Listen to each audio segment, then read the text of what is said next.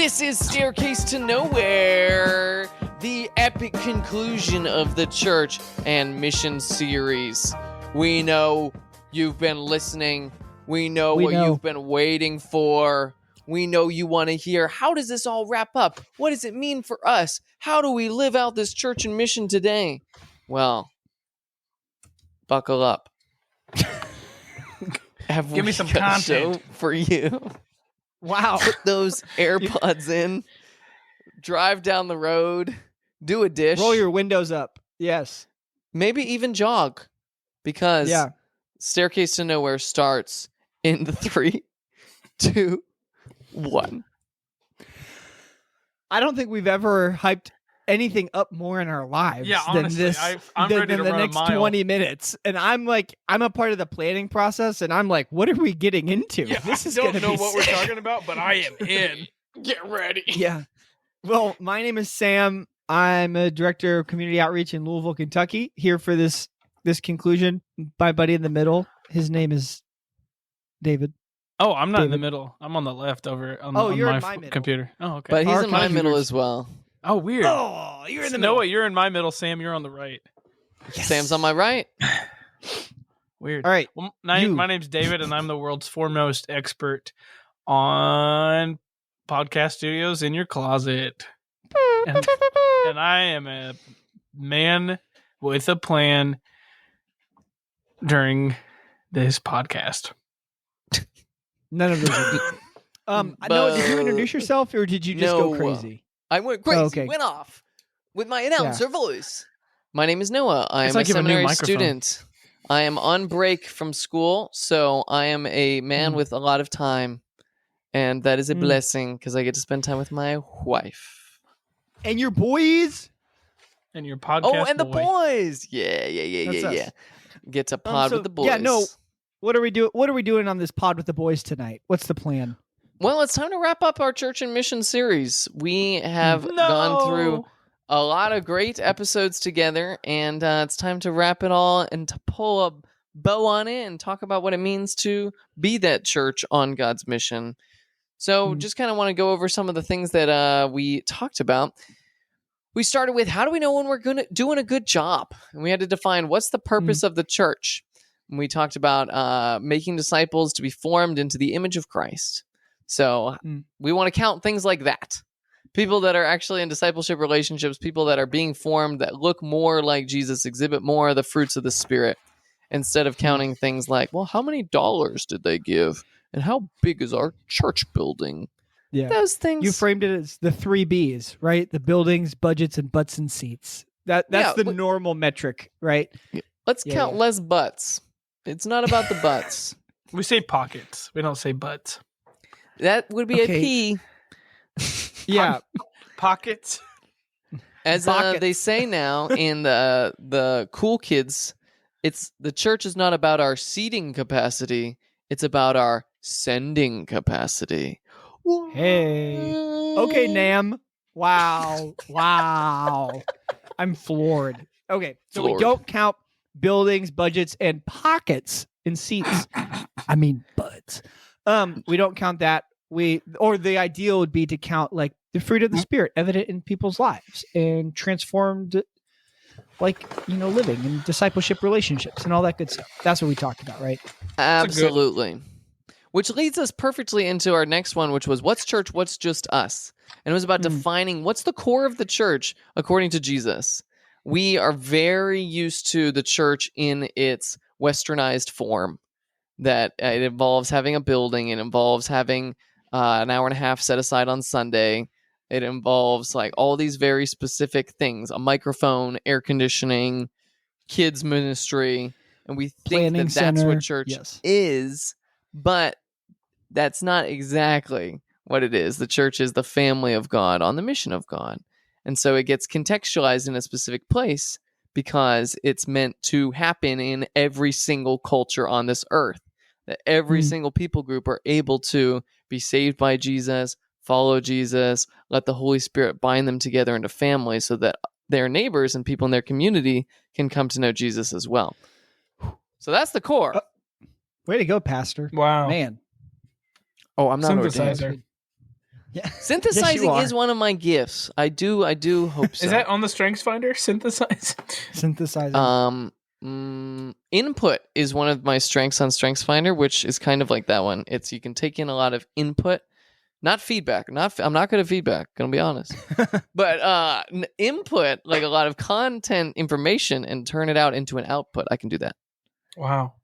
All right, then we talked about who is our culture. So if Christianity is meant to be expressed in every single culture, we don't just want our church to be contextualized for the last generation or for the way things used to be. We want to know who are the people around us. And we talked about millennials, we talked about Gen Z, we talked about young adults, and we talked about this big term, expressive individualism. And remember, expressive individualism is this idea that your true self is inside and you need to express it. However you feel, it's got to come out. If you're mad at somebody, you got to let them know.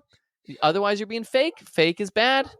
If you feel a desire to do something, you better do it. Otherwise, you're being repressed. Repressed is bad. Don't be repressed. Self-control is not a virtue in our culture. It's all about doing whatever your desires say to do. So we talked about how we can... It's very similar to that. Talked about how we can share the gospel with people who kind of have that mindset. And guys, ever since we've been talking about expressive individualism, I just see it everywhere. Every single thing is always expressive individualists. So, like what? Yeah, that would be the question after I said everywhere. that, right? You like look around you in the room. It's like this poster. Expressive individualism. It's expressive individualism. No, I was looking at Mother's Day cards. And the Mother's Day card was something about like, this is just so you. It's the core of who you are. And I was like, oh, expressive individualism. Did you buy it for your mama? No, I got the one that says a woman who fears the Lord is to be praised from the Bible. There you go. That's right. That's right. Mrs. Nimney, that's for you. I just made my mom a card. I didn't buy one. But did you get to spend the day with her? Like an hour. Okay. Happy Mother's Day. Our next episode was seamless. What barber school taught us about discipleship. And it was about how we so often do church like a classroom. Like you're supposed to sit down and shut up and listen. But that doesn't always form people who are changed into the image of Christ, like we talked about as the goal. But what discipleship really looks like is this experiential learning, like in the barber school, when you've got the master barber teaching the others how to do it and giving feedback along the way and holding them accountable to this is what it means to be a barber and this is what it takes. And we don't often do that very well in the church. The ethics of being a barber. You know, I had an update on this, actually. I went to the barber school again today. I can tell you're looking good. Thank you. So, went to barber school. Sam's in his classic hat, which I think means he's hiding, that he has not been. Yeah. Oh, but his hair still looks amazing. Sam's hair always is amazing. Not that you can see it. So, I went to this barber school. A non-visual media.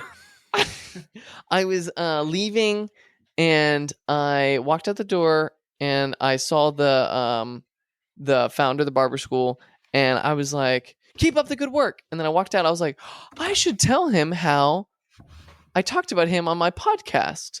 And so then I walked inside again, turned around. And then as I was walking, I was like, oh my gosh, how am I going to explain this? Like, I don't know if he's a Christian. Like, how does this come up organically? Kind of like a funny concept. So I was like, hey, I talked about you on our podcast.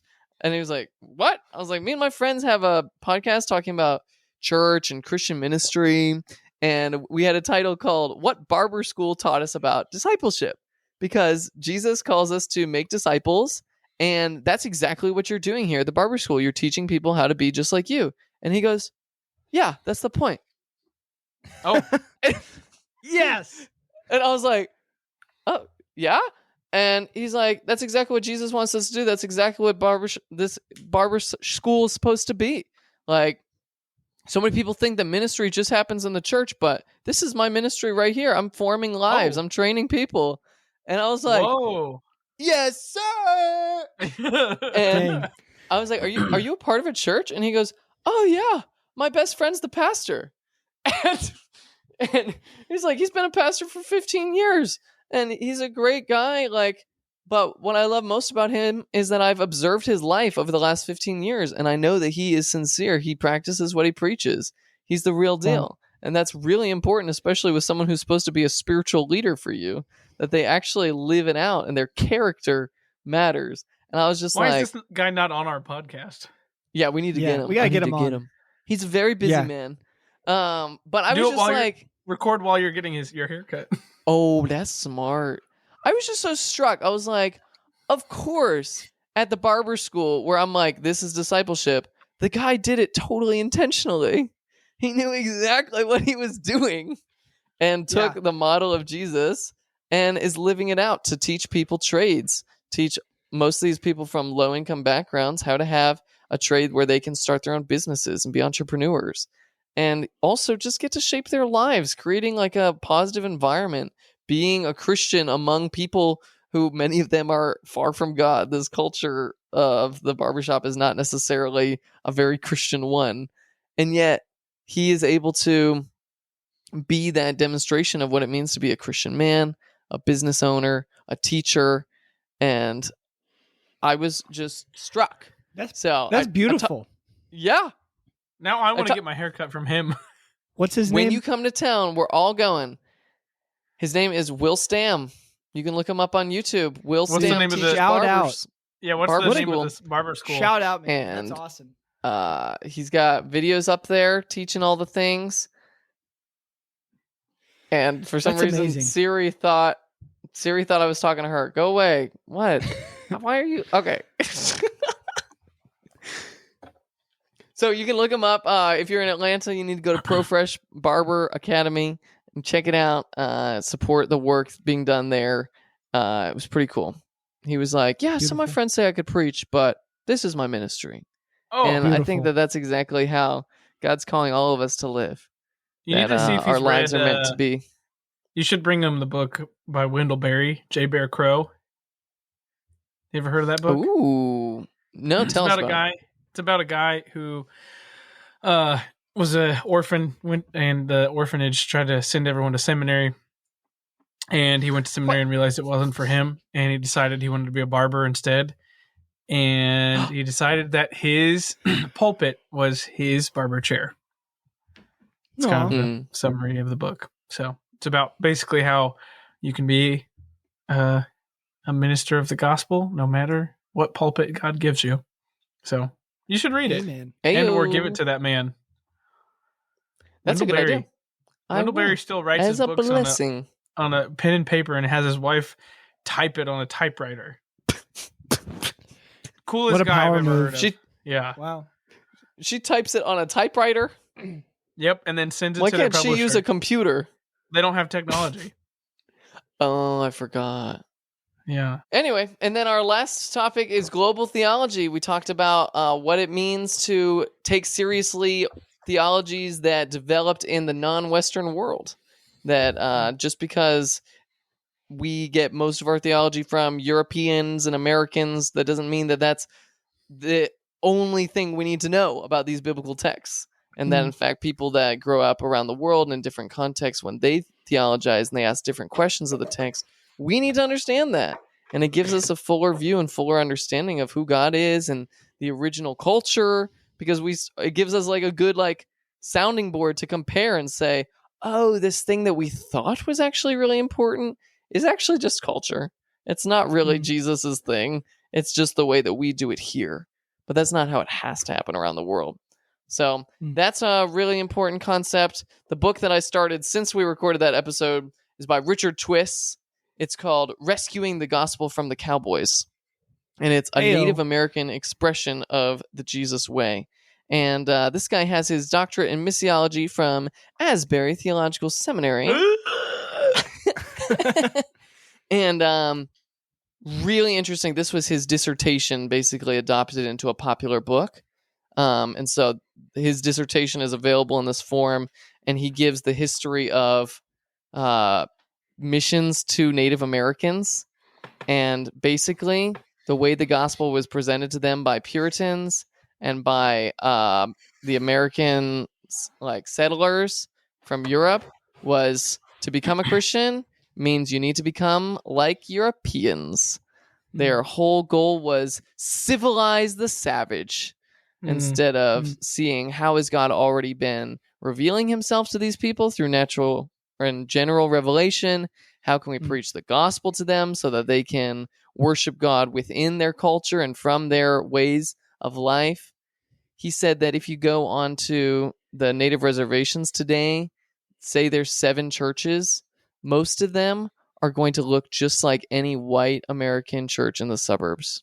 There's not a single native image or like cultural expression or anything. And he says that basically people are taught that leaving behind their old practices is leaving the old man, that it's sinful, that everything they did was sinful, that even the drums that they used for worship cannot be used in worship anymore because they were used for demons and for spiritism. And so you can't use that same instrument you used to use. And so there's lots of things like that, but he goes on to talk about like how he had a group of native Christian men do a sweat lodge ceremony because that was a way that their ancestors would pray and would try to experience spiritual things. And so he said, we have the Holy Spirit. Let's go in the sweat lodge. Let's go experience Jesus together. And it's just very interesting. In the book, he's like critiquing like there's whole groups, even of Native Americans, saying that like any connection with Native like practices in Christianity is syncretism. It's joining together false religion with Christianity and needs to be rejected. And he says the issue with that is American Christianity is really syncretistic in a lot of ways too. It's just not as noticeable to you. But when the American flag is on the stage at your church, that's syncretism. It's combining this idea of America as this Christian nation with your biblical faith. And that kind of syncretism is like water to me. That's how I grew up. That's so normal, you know? And yet for him, like for like what happened to Native Americans, like to have the American flag, which represents, you know, cultural imperialism on lands that his people inhabited for generations, like to go next to the Bible and next to Christianity, it's like messed up. Like he wants to follow Jesus. He believes Jesus is the truth for the whole world. Right. He just knows that like Jesus wants to be worshipped from his culture and isn't telling him that you have to become white in order to become a Christian. And what was the name of that book again? Rescuing the Gospel from the Cowboys. Okay, cool. We'll link it. We'll link that in the show notes. So it's cool because he basically is saying like there's very few people who are actually like expressing a contextualized Christianity among Native Americans. That there's churches there, but they don't have much traction. It's mainly older people, and it's mainly white styles of worship. It's what we're used to, but not an expression of their own culture, which had been literally tried to be like educated and taken away from them for generations. So it was very interesting. Yeah, I was just going to say that. I mean, I feel like the word that has come up in almost every session, every episode for this session is that word of contextualization. And the reason it feels important for the time is because people, especially younger people who are like maybe looking at the church, like feel like they have to throw it all out because what am I trying seem to to fit? It's not for me. Yeah, it doesn't seem to fit, and therefore it's probably all bad or probably all like the rich history and the thousands of years of meditation and philosophizing and all this stuff that comes with the faith like doesn't fit quite right, so it gets thrown out, and there's not this willingness to contextualize a little bit or they haven't seen that done well. Like, or I think the younger folks haven't seen that done well. So it can be easy just to say, this doesn't seem like it works. And we need to, and we've kind of, Noah, you've done an awesome job at leading us through these different topics of being like, here's how actually, like, God is for all people, and he wants to be worshiped by all people in all places and in all contexts. And that's not going to look the same everywhere. And that's part of the beauty of it. That what does Revelation say? That the kings bring like the glory of their nations into this new creation, like that, like all these kingdoms bring their cultures into their worship. And it's a beautiful thing. And kind of like sparking our imaginations a little bit to allow ourselves to do that feels like what this whole series has been trying to be about, and trying to create some language around how do we think about naming ourselves, naming our culture, naming the world, and how we can be open to God moving in all of it. Yeah. Defining this core, the core of the gospel, the core of the Bible, the core of what church is, that we don't lose. We don't, get to change things in the name of contextualization, but it's this like core thing that gets translated, that all around the world, people take the bread and drink the cup. Like all around the world, people call on Jesus to save them from their sins and heal their community. All around the world, people are filled with the Holy Spirit and brought out to others so they could know Christ as well. And these core things, the way they get expressed is different, but that's a good thing.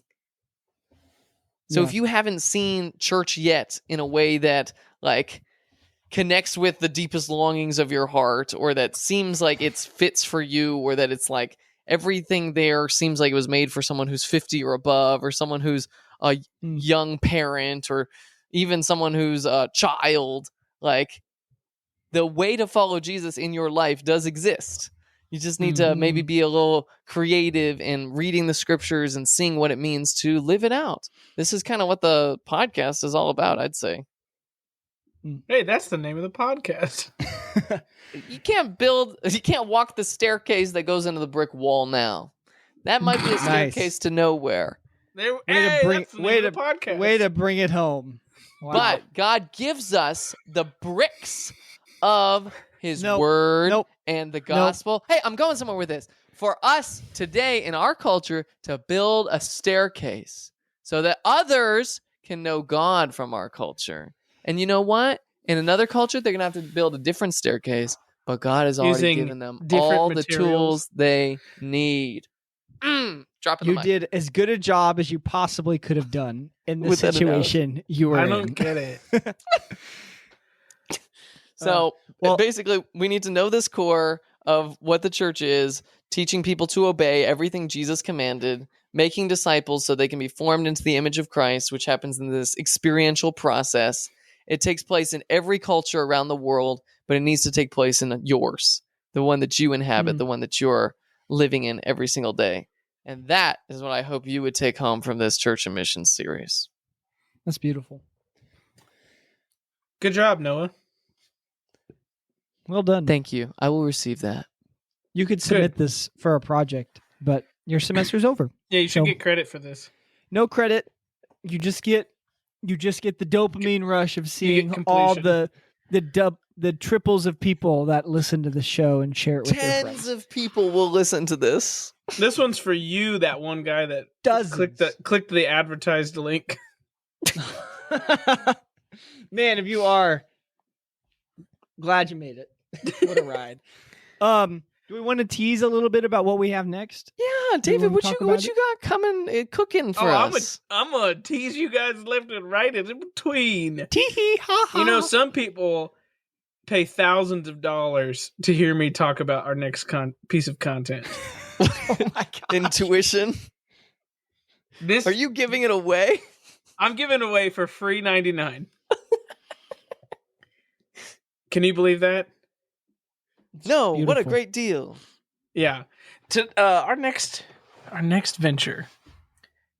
Bear with me, which I think dovetails into this conversation as perfect as it could. As it always does. As it always does. We're talking about spiritual disciplines. Woo. We're going to be talking about the beautiful realm of spiritual disciplines and various spiritual practices that the church has found to be advantageous to help us as we grow in our faith and our pursuit of Christ likeness. So join Scriptural us, holiness. scriptural holiness through all the land. Okay, Join Wesley. us in the coming weeks as we look at things such as fasting and solitude and silence. This will be great because all three of us are I, for one, am really good at praying and practicing silence and solitude. I'm am the best just Sabbather I know. I'm the best Sabbath. I slow down. I just am so good at all of these things. So it's really.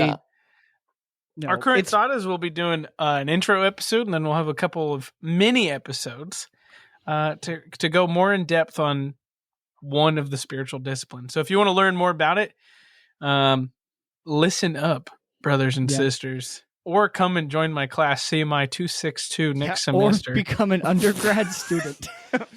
Applications are open now. I was just being sarcastic. I was being sarcastic thousands of dollars. Yeah. To live in David's dorm and to pet his poodle. Yeah.